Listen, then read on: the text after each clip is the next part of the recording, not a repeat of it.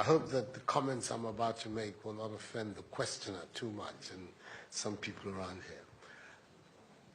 I think there is a fundamental misstatement of the issue in the question. We can no longer continue to make policy for ourselves, in our country, in our region, in our continent, on the basis of whatever support the Western world or France or the European Union can give us. It will not work. It has not worked, and it will not work. Our responsibility is to charter a path which is about how we can develop our nations ourselves.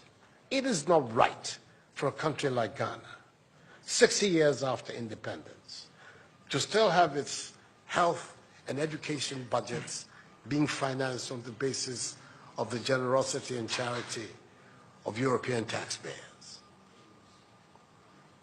By now, we should be able to finance our basic needs ourselves.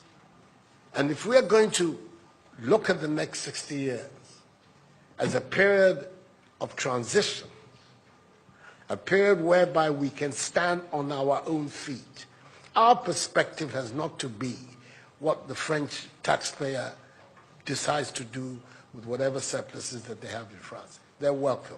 They are appreciated. Whatever interventions that the French taxpayer through their governments make to us are appreciated. We're not going to lick a gift horse in the mouth.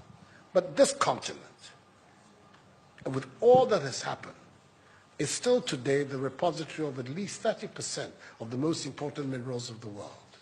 It is a continent of vast, arable and fertile lands. It has the youngest population of any of the continents in the world. So it has the energy and the dynamism. We have seen it. These young men who are showing so much resilience and ingenuity in crossing the Sahara, finding ways to go across with rickety boats across the Mediterranean to really, those energies, we want to have those energies working inside our countries. And we're going to have those energies working in our countries if we begin to build systems that tell the young people of our country that their hopes, their opportunity are right here with us. Migration and the movement of people is being presented in a manner which suggests that somehow it's a new phenomenon. There's nothing new about it. It's as old as man, the movement of people. And it has always been linked to the same thing. The failure of where you are to provide you with an opportunity, so you move somewhere else. Those of you who are familiar with 19th century European history would know that the biggest wave of immigration in 19th century Europe, the latter part of it, came from Ireland and from Italy. Waves upon waves, generations of Italians and the Irish people left their countries to seek the American paradise, largely because Ireland was not working, Italy was not working. Today, you don't hear it. Italian young people are in Italy. Irish young people are in Ireland. We want young Africans to stay in Africa. And how are they? And it means that we have to get away from this mindset of dependence. This mindset about what can France do for us.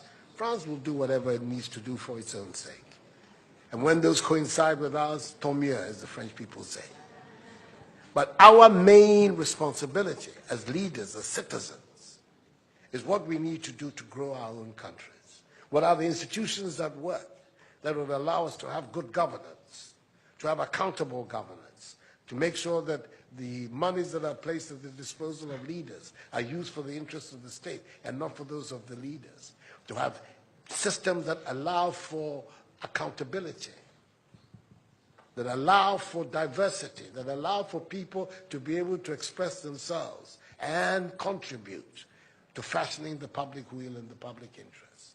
Our concern should be with what do we need to do in this 21st century to move Africa away from being cap in hand and begging for aid, for charity, for handouts.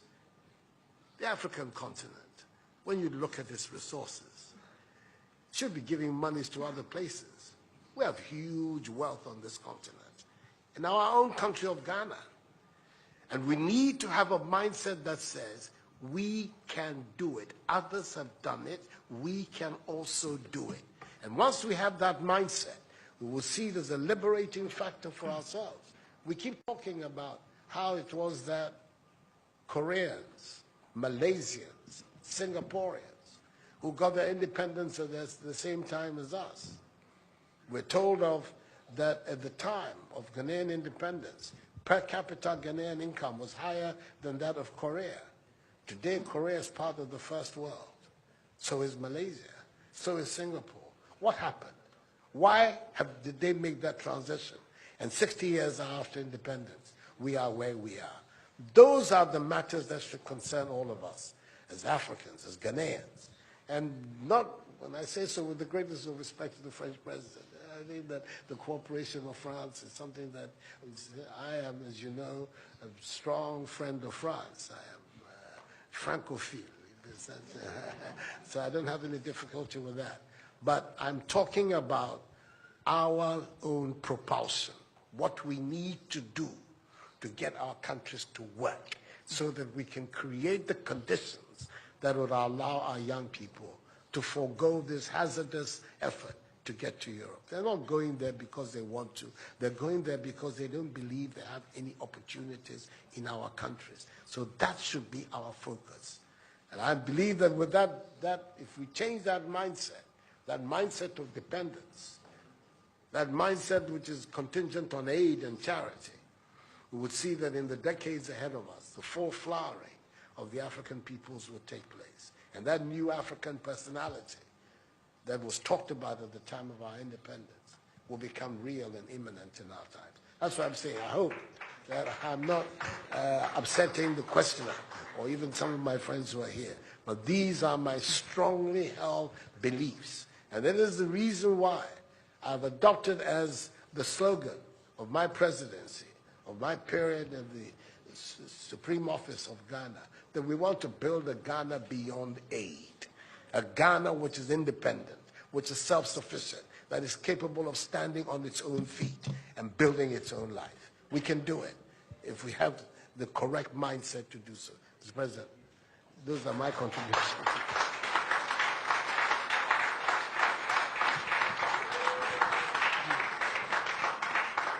Si vous aviez besoin d'avoir la preuve qu'une nouvelle génération de leaders en Afrique croit dans une nouvelle histoire pour l'avenir et la jeunesse, vous venez de l'avoir. Pour ceux qui pensaient que ce n'était que les mots d'un président français parlant de l'Afrique. Il y a des leaders en Afrique qui veulent une nouvelle relation, qui veulent un avenir pour leur jeunesse dans leur pays, dans leur continent, qui le veulent parce que c'est ce qu'ils veulent écrire. Donc merci pour cela.